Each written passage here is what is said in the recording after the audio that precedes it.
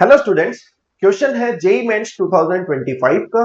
Question में आपको बोला गया है कि कुछ नाइट्रोजन कंटेनिंग कंपाउंड में आपको फाइंड करना है मोस्ट बेसिक कंपाउंड जिसका वेट रहेगा 1 ग्राम।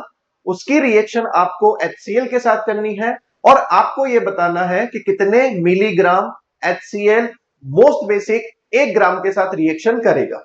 तो सबसे पहले आप बेसिक स्ट्रेंथ का कॉन्सेप्ट यहां पे लगाएंगे।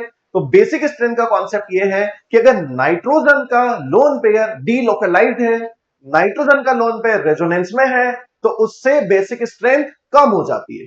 और अगर नाइट्रोजन का लोन पेयर रेजोनेंस में नहीं है, वो लोकलाइज्ड है, तो उससे बेसिक स्ट्रेंथ ज्यादा होगी।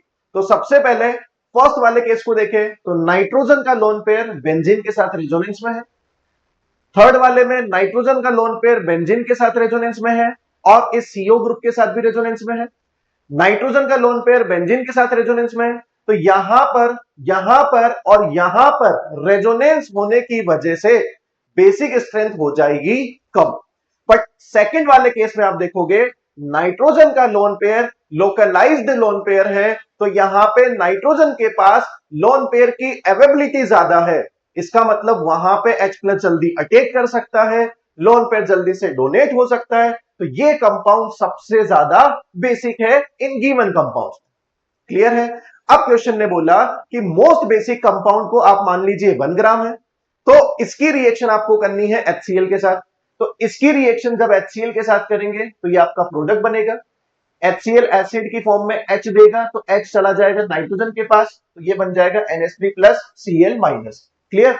अब इसका 1 ग्राम गिवन है, तो बेंजाइल अमाइन का 1 ग्राम गिवन है, मोल्स उसके निकालेंगे, given mass upon molar mass, calculation बाद में कर लेंगे। तो इसके मोल आ चुके हैं 1/107। अब आप देख सकते हैं इस बैलेंस इक्वेशन में जितने मोल आपके पास बेंजाइल अमाइन के हैं उतने ही मोल HCl के यूज हो रहे होंगे, क्योंकि दोनों का कोफिशिएंट 1 है। तो अगर बेंजाइल अमाइन के मोल्स 1/107 है, तो HCl के मोल भी कितने होंगे बेटा? 1/107। अब मोल से आपको HCl का वेट फाइंड करना है, तो मोल्स को आप मल्टीप्लाई करेंगे HCl के GML से, जो है 36.5। ये कैलकुलेशन अगर आप सॉल्व करेंगे तो आपको मिलेगा 0.341 ग्राम। बट ध्यान देने वाली बात यह है कि क्वेश्चन का आंसर आपको निकालना है मिलीग्राम में और आपका आंसर आया है ग्राम में। तो सबसे पहले आप इसको लिख दीजिए 0.341 इंटू 1000। जैसे ही 1000 से मल्टीप्लाई किया तो ये बन गया है मिलीग्राम। इसको आप सॉल्व करेंगे तो आपको मिलेगा 341 मिलीग्राम में, जो इस क्वेश्चन का फाइनल आंसर। ठीक है बेटा, थैंक यू।